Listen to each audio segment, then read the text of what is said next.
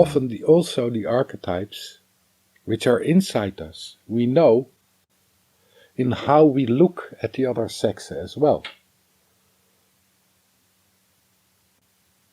How we relate, what we expect from the other sex, or what we don't want from the other sex, what we don't want to see and what we want to see.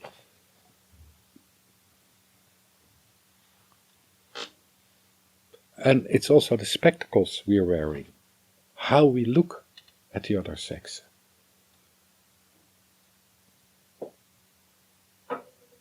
There's a variety in it.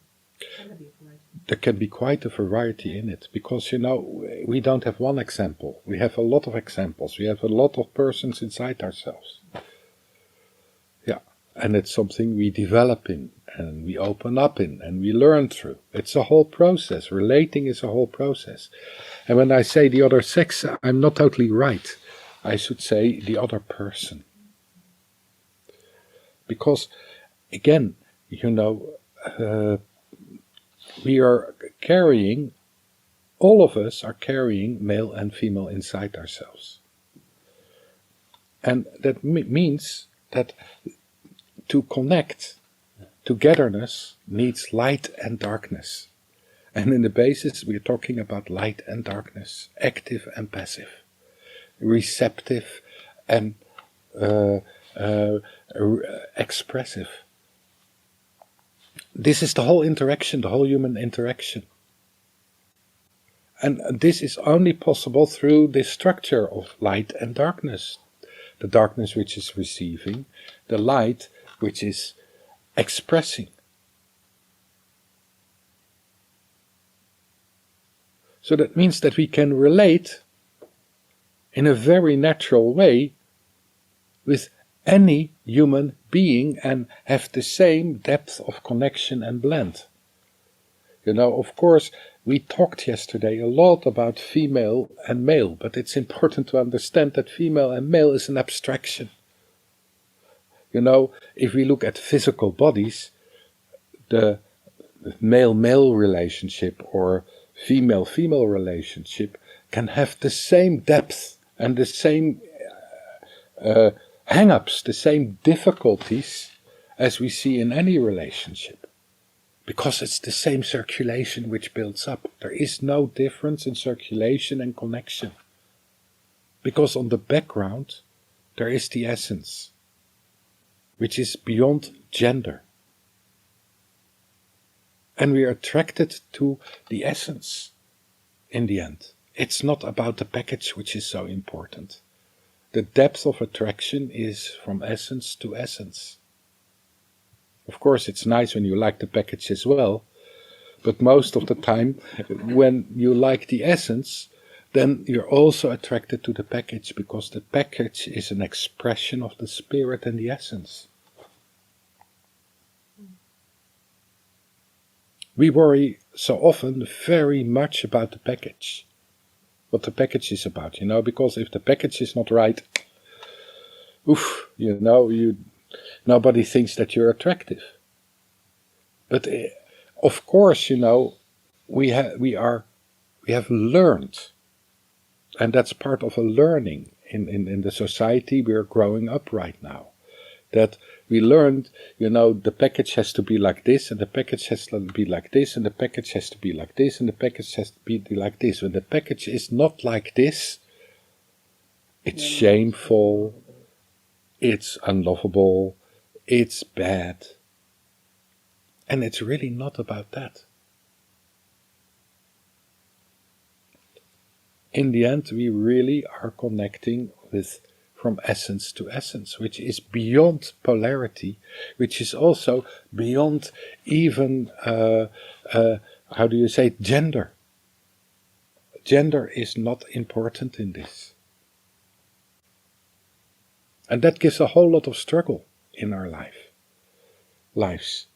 You know, I don't want to go too deep into it, but, you know, most of you are bisexual, I guess. And that means that you can be in love with a man, but sometimes maybe you fell in love with a woman. Both is possible. And that's kind of complex. Because, when you fall in love with a woman, when you kind of think that you're straight from straitjacket, then you think, sorry. when you think that you're straight, that gives a deep conflict inside yourself. How is this possible? Something is wrong. Maybe these feelings are not allowed. It's not only because of what you think, it's because of society. Exactly, what others will think of it. The labels you get. And hetero. Yeah. In English they call this straight. It's actually an insult. Yeah. That's straight. That's hetero. Yeah. Yeah. It's actually an insult. If you're gay and you say straight, it's an insult.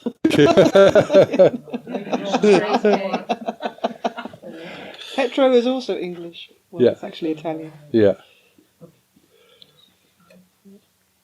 So, again, all these forms of expression and connection are possible. And all these feelings are possible.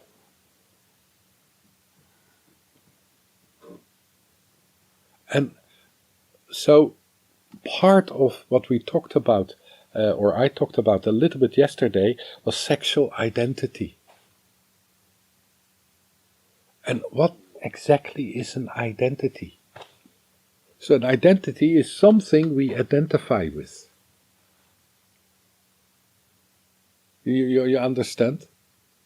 And so what do we identify with? We identify, in the first place, with the form we have. And sometimes there is a difficulty to identify with the form you have. You have a male body, but inside you feel that you're feminine more.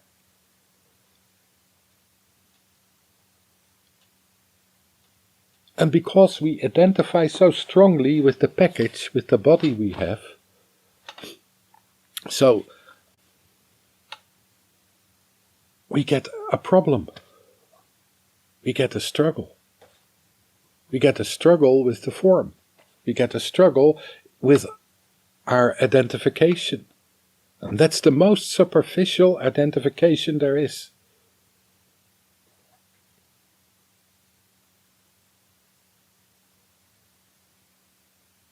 I'm not against people who do operations to change form. That's their choice. But there is so little understanding of that we identify with a form and we think that we are the form and we have to be the form.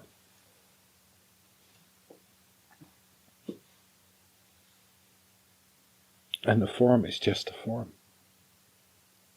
If we would less kind of, hold on to different forms. I'm homosexual, or I'm bisexual, or I'm heterosexual, or I'm lesbian, whatever there is, if we identify so strongly with this form, is this really our identity? Is this what you are? Or is it just an opening of possibilities which are there to you to relate? This is not what you are. This is not a sexual identity, but it's part of the sexual identity. So to find our sexual identity, what is first important is to let go of a lot of identification. And in sexuality, it's exactly the same as in daily life. We are placed in little boxes. This is what you are. You're a milkman. You're a doctor. You're a woman. And you are a man.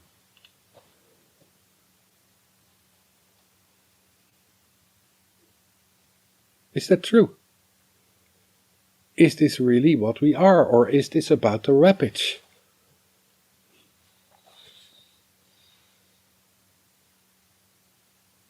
So part of what we did yesterday is also to show that both sides are inside us. We are both male and female inside ourselves. Even so strong that if you sit and you just, as a female, and you just imagine that you've got a female body, a male body, you can feel your penis. You got a penis. You got an etheric penis. It's there. And often it's quite larger as most male penises.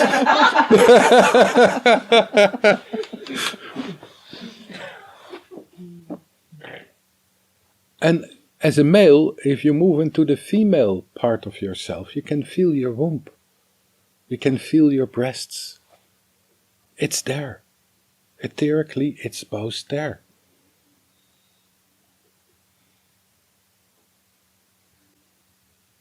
So there is the physical expression of one side, which is the experience we have in this life right now.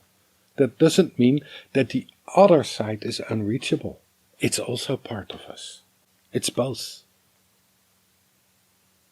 So the gender you have maybe is part of your sexual identity, but it's not your sexual identity. Your sexual identity goes much deeper. And is much more connected with the experience, the feeling connection, the attitude you have towards this thing we call sexuality. But then again, what is the difference between sexuality and life? Where does sexuality end and where does life start? And again, we make a split. We create a split. And of course, when we look to our grandparents, the split is maybe much more pronunciated. Sexuality is in the bedroom, in the dark. And life is the rest of the time. But what about then the expressions of tenderness, of love, of care, of togetherness, of blend, of belonging? Is that not part of sexuality?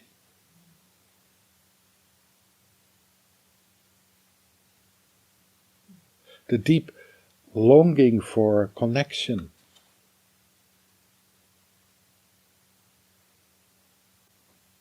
The touch, the simple physical touch. Is this not part of sexuality?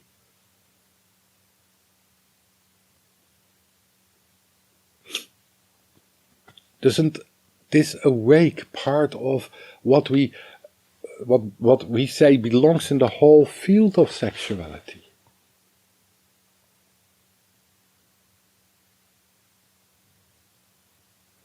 So, if we really make such a strong split between sexuality and daily life, we sacrifice something. And what we sacrifice is, I think, the most wonderful part of the whole sexual expression.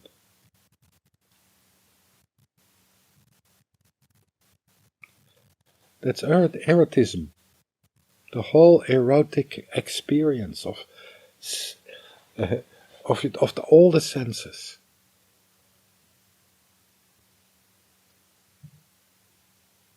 It's erotic when the wind is touching your skin.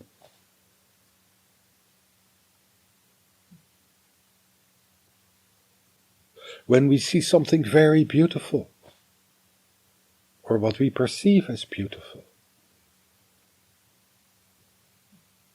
The care of the tree. All of this is there. So, part of our sexual identity is being sexually alive. That doesn't mean that you have to fuck the tree. Talk about sex, yeah.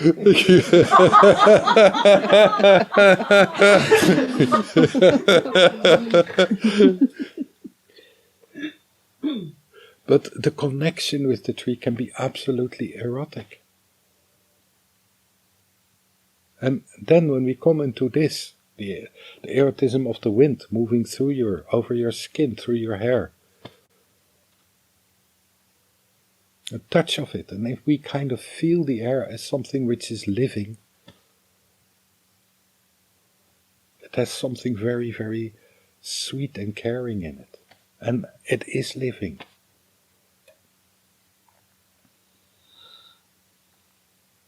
So all of these little impressions which maybe are there between you and your partner, you and other people, between you and the elements, between you and everything which is alive. When we are awake, when we are open, there is a lot of erotism in this world. Look at the horniness of all the animals. What do? We close ourselves off with it and we say, okay, this is disgusting, this bull on this cow. Is it disgusting? Or is it a very strong sexual field which is built up? Which we feel, which is touching something inside us?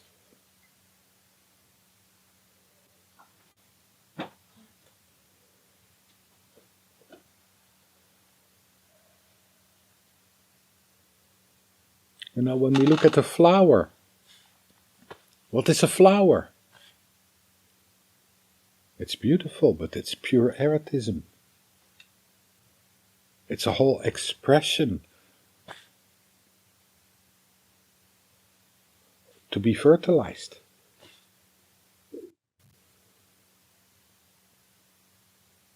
And we have a tendency from the mind to see it as a thing. But what happens if we really connect with the flower and the being of the flower? There is something very erotic in it as well. So this is where erotism and sensitivity and all our senses are coming together. But we make from our mind a separation.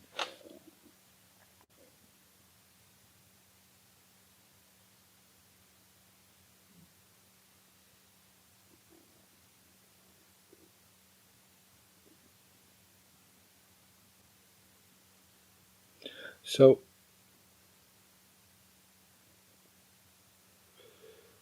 sexual expression. When we look at our sexual expression, the common male, female, maybe more male as female sexual expression, we're very kind of, moved into orgasm. Orgasm is important. As long as you have your orgasm, everything is okay. So, why is this orgasm so important?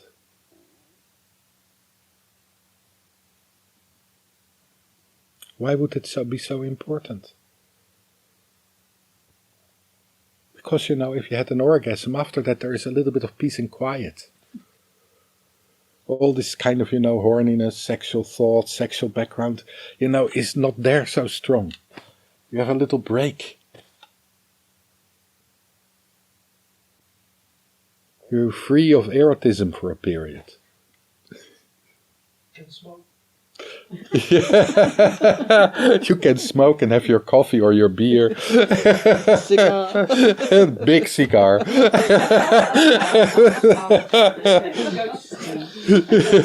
You can go to sleep and disappear from the world.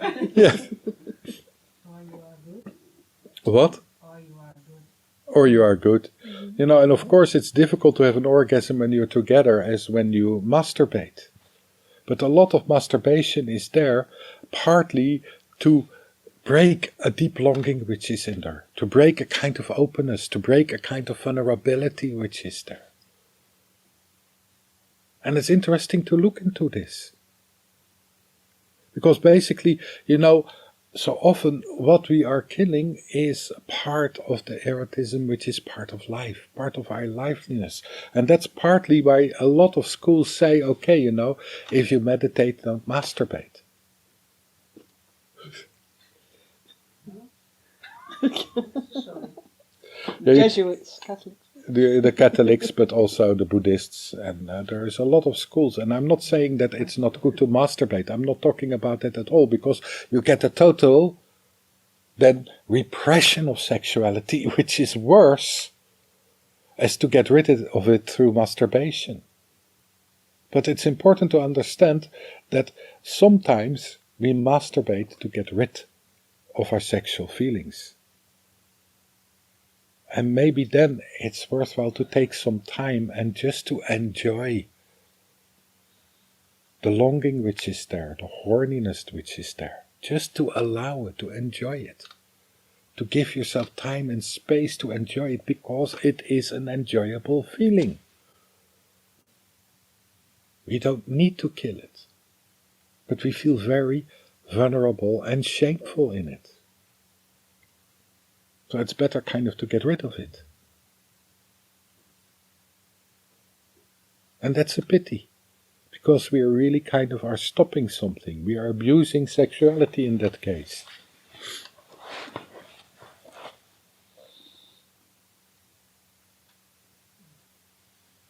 So, in this, sexuality is also very, very close to being alive, feeling alive.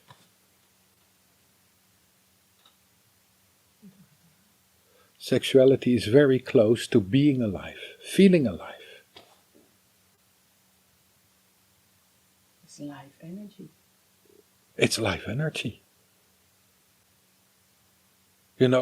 Our our bodies, our physical existence, is the result of a sexual act. Without the sexual act, we wouldn't be there. We are an expression of that. In whatever form it took place. If it was loving, or it was pure horniness, or it was with a lot of anger and hatred, or it was obligation or disgust.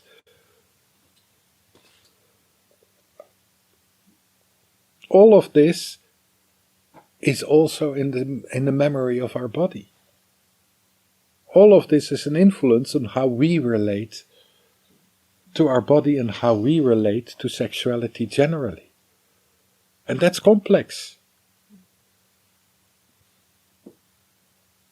But it's beautiful how, because for me that's very complex. Yeah. But it's beautiful how you talk about it. It gives me a broader perception of what sexuality is. Yeah. Because just in the word, it confuses me so much. Yeah. Yeah, because we place it in a certain corner. Yeah. So is there anything alive on this planet which is not a result of male and female coming together? Of a male-female blend?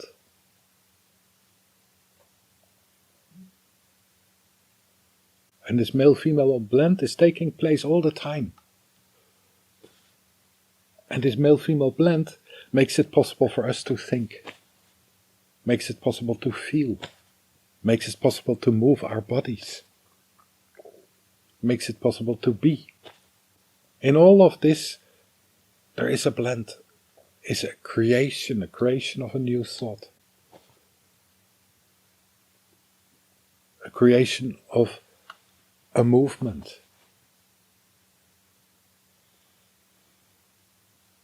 And a creation of an experience.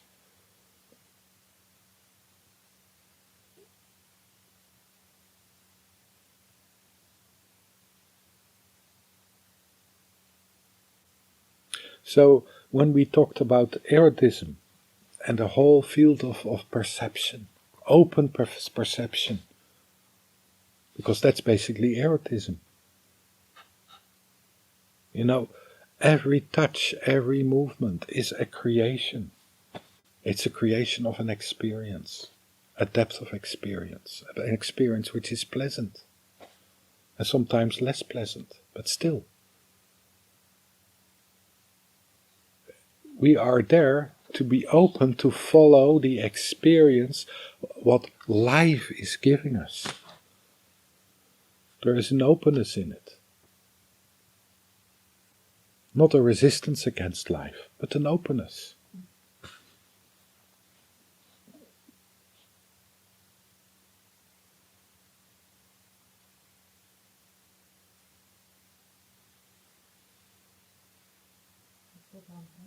Movement. That's a There's something beautiful. Every movement is coming, is going to a creation. is a meeting position between male and female. That is, Dance between the two. no, it's where they meet. Oh, yes. Literally. The active and the receptive are working together. Look at the muscles. Yes, I know, But it gives movement. yeah, So is it. yeah. It's that basically we are in an active act of creation. Creation didn't finish long ago in 6 days. Creation is still taking place. Every moment is part of creation. The universe is still expanding. New life forms are still born. New experiences are coming forward every moment. That's all creation. It's all coming together of light and darkness. This is all coming together of male and female in many, many different forms.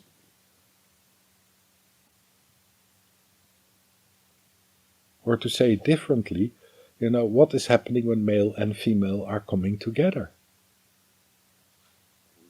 They have sex. There is a blend. So, in a way, to look at it, it's a big erotic sexual party. On many, many different levels. And I bring this forward to look at it in a different way.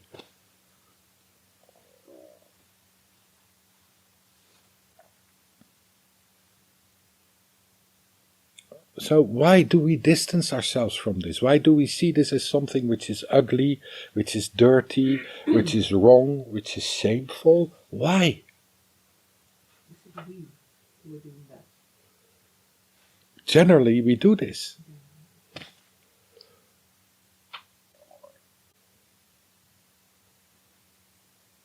Responsibility? Yeah, maybe. But why? Why are we responsible for this, or is this what is happening?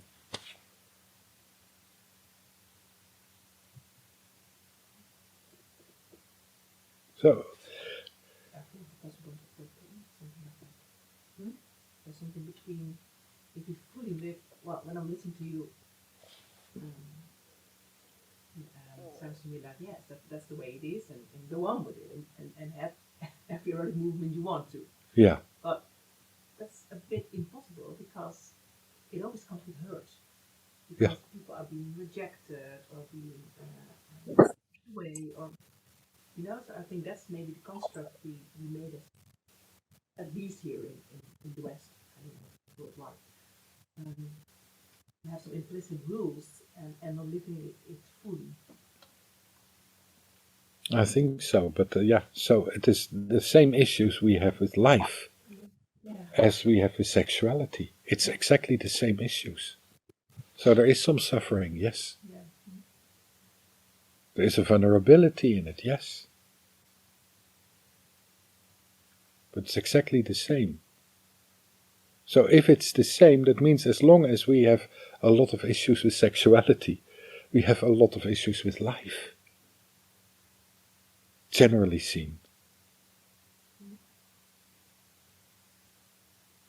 If we have a lot of issues with life, being physically alive, we have a lot of issues with sexuality. It goes hand in hand, maybe.